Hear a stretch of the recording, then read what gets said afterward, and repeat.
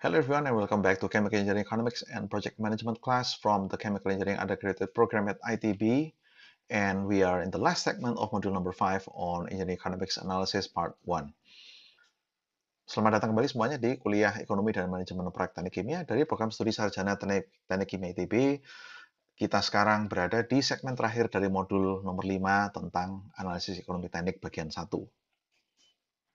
And in this segment, we will discuss basic concepts of project cash flow. Ya, jadi dalam segmen 5.5 ini kita akan membahas mengenai konsep-konsep dasar aliran dana proyek. So if you remember our discussion on the previous segment, cash flow in its most basic notion refers to the inflow and outflow of cash with respect to a business. A business can be an established corporate, it could be a project, anything. Okay. So far, we have discussed the application of cash flow in simple comparative analysis of investment alternatives, okay, which also includes the aspect of time value of money. And as we shall see in the next module, which is the Engineering Economic Analysis Part 2, that for typical process plants projects, cash flow has a more restricted definition than we have learned thus far. Okay.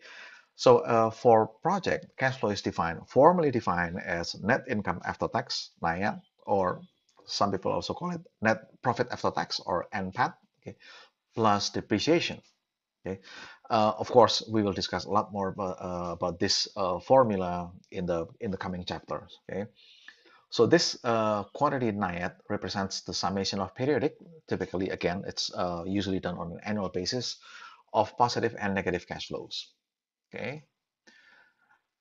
Mengenai cash flow ya, jadi dalam pengertian yang sangat mendasar, cash flow ini mengacu pada aliran masuk dan aliran keluar dari dana, dari kas ya, relatif terhadap suatu bisnis. Nah, bisnis ini bisa berupa suatu korporasi yang sudah berjalan atau suatu proyek misalkan ya, badan usaha apapun lah. Nah, sejauh ini kita telah membahas aplikasi aliran dana ini untuk analisis yang relatif sederhana, yaitu analisis komparatif dari sejumlah opsi investasi ya menggunakan metode EAOC dan menggunakan metode present value.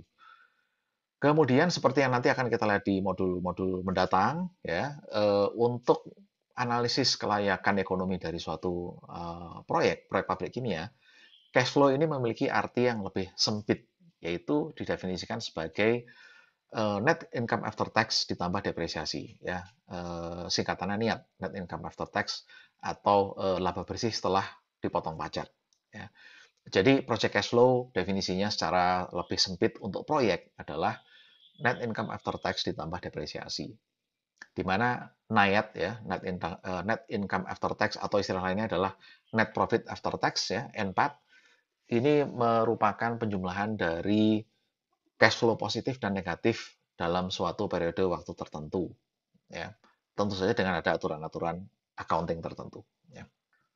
And this one is a model, a depiction of a project cash flow that was redrawn from Cooper's book, so you can look it up in Cooper's book, where we have revenue or sales, okay, and that subtracted by cash operating expenses, okay, to obtain operating income. And then from this operating income, we take out depreciation and depletion. Okay, we will talk much more about these items in the next module. So we obtain then operating income minus depreciation becomes gross income or gross profit. Okay, and this is the basis for the calculation of tax.